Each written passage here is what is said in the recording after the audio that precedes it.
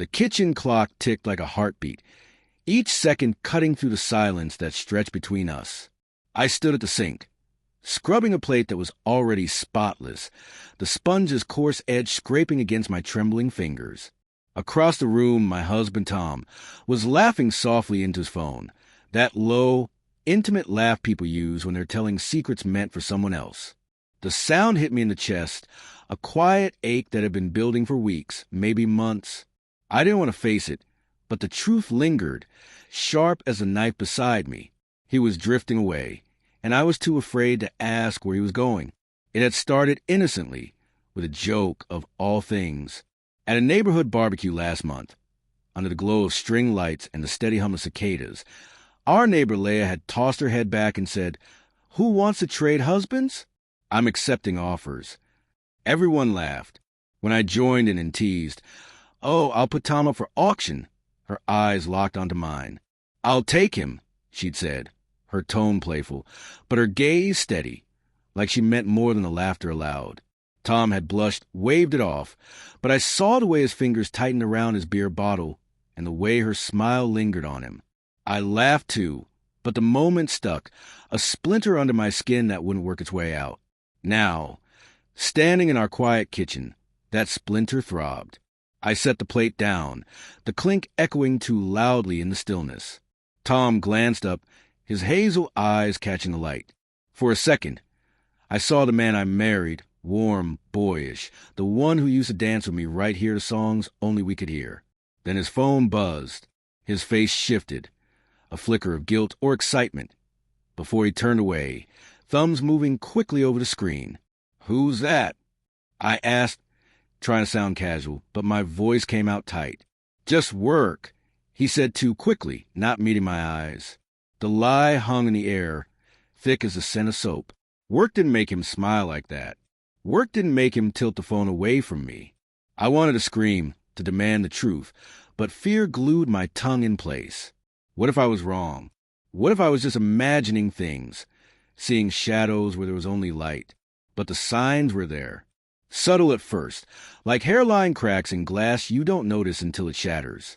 He started coming home late, blaming deadlines, though his briefcase was always untouched.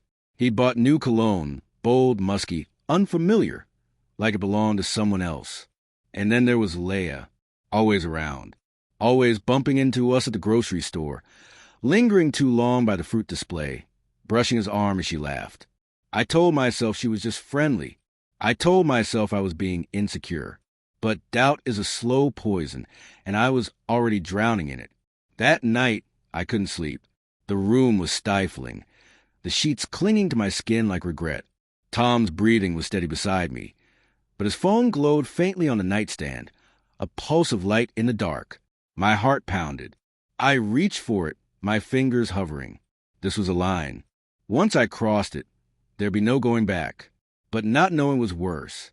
The uncertainty was an ache that hollowed me out. I typed in his passcode, my hand shaking so hard I almost dropped the phone. When the messages opened, I saw it, Leah's name, a trail of text stretching back weeks. My eyes blurred as I scrolled. Each word cut deeper. "Miss you already," she'd written the night before.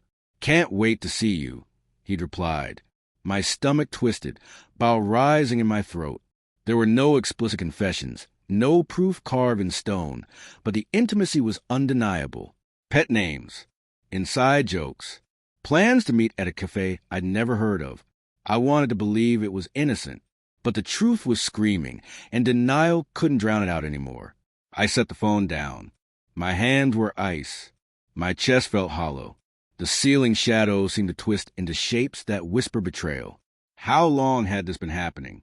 Had he touched her? Kissed her? Loved her? The questions clawed at me, one after another. I thought about our wedding day, his vows under the oak tree, promising forever. I thought of the home we built, the small, quiet rituals that once felt like love. Had all of it been an illusion? The next morning, I watched him over breakfast. He hummed as he poured his coffee, blissfully unaware of the storm tearing through me. "You're quiet," he said, glancing up, too casually. But in his eyes, I caught a flicker of unease. Did he know that I knew? Or was he just afraid I might? Leia seems nice, I said, steadying my voice though my heart thudded painfully. His hand paused, mug halfway to his lips.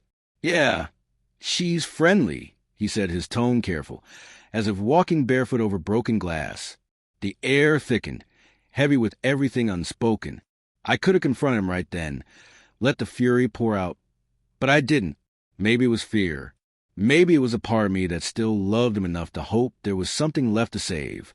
So instead, I smiled, a brittle, painful thing. She's lucky to have a friend like you, I said. The words tasted like ash. The days that followed felt like slow unraveling. I became a detective in my own life, cataloging every glance, every excuse. I saw Leia's car parked near his office one evening, her silhouette unmistakable behind the wheel. I heard him whisper her name in his sleep, soft and tender, a sound that shattered me. Each new piece of evidence was a brick in a wall I couldn't climb. And yet, I kept looking, maybe because some part of me still wanted to be wrong. The breaking point came at another neighborhood gathering. The air was thick with summer heat and grilled smoke. Leia was there, her laughter bright, slicing through the noise. Her gaze found Tom's again and again. I watched from across the yard, every nerve burning when she touched his arm, her hand lingering too long. The world tilted. I crossed the yard, pulse roaring in my ears. Leia, mind if I borrow Tom for a moment? I asked. My voice calm though my eyes said everything else. In the dim corner of the yard, I turned to him. Tell me the truth, I said, voice shaking. Are you in love with her? His face fell. Guilt carved itself across his features. He didn't deny it, didn't deflect. I didn't mean for it to happen, he whispered. The words sliced clean through the last thread, holding me together. It's not what you think, but I feel something. I don't know what to do. I stood frozen, watching everything I had built collapse on itself. The man I loved, the life I trusted, all of it reduced to rubble, and Leia had been the wind that blew it down. And as I looked at him, tears trembling in his eyes, I saw not just a betrayer, but a man ruined by his own choices. I hated him. I loved him. Both feelings tore me apart. I turned away, the laughter and music behind us fading to a dull hum. I didn't know if I'd leave him or fight for him.